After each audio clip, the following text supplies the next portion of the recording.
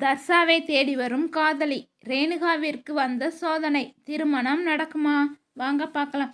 ரேணுகாவை வீட்டில் முடக்க நினைத்த கதிர் ஞானத்தை தூண்டிவிட்டு இந்த வேலையை பார்க்கிறார். எதிர்நீச்சல் தொடர்கிறது.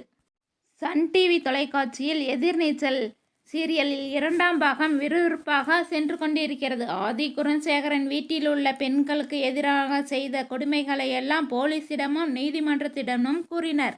இதன் காரணமாக குணசேகரை கைது செய்யப்பட்டு சிறையில் அடைக்கப்பட்டார். இதனைத் தொடர்ந்து வீட்டில் உள்ள பெண்கள் நால்வரும் அவர்களுக்கு பிடித்த வாழ்க்கையை வாழ ஆரம்பித்தனர். வீட்டில் சமையலறையில் மருமகள்களின் வாழ்க்கையை முடக்க நினைத்த மாமியாரும் அடங்கிவிட்டார். மருமகள்களின் செயலால் ஆத்திரமடைந்த ஞானமும் கதிரும் அவர்களிடம் சண்டை போட்டு கொண்டிருக்கிறார்கள். அத்துடன் பெயில் கிடைக்க 6 மாதம் போராடி வருகிறார்கள். குணசேகரனை ஏமாற்றி கதிர் அவ்வளவு சொத்துக்களையும் தன் பேரில் எழுதி வாங்கினார். இதனால் ஞானம் மனம் உடைந்து இருக்கிறார். தர்ஷாவை தேடி வரும் காதலி. இந்த நிலையில் தர்ஷாவுக்கு திருமணம் செய்வதற்கு குணசேகரன் முடிவு செய்துவிட்டார்.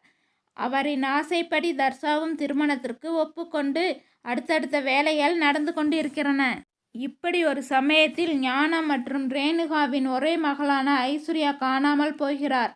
அதை சாக்காக வைத்து ஞானத்தின் மனத்தை மாற்றி ரேணுகாவை தாக்க கதிர் முடிவு செய்து அதன்படி ஞானமும் நடந்து கொள்கிறார்.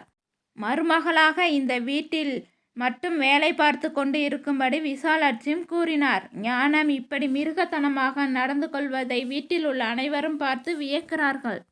இதனைத் தொடர்ந்து தர்ஷாவை காதலிப்பதாக ஒரு பெண் குணசேகரன் வீட்டுக்குள் வருகிறார்.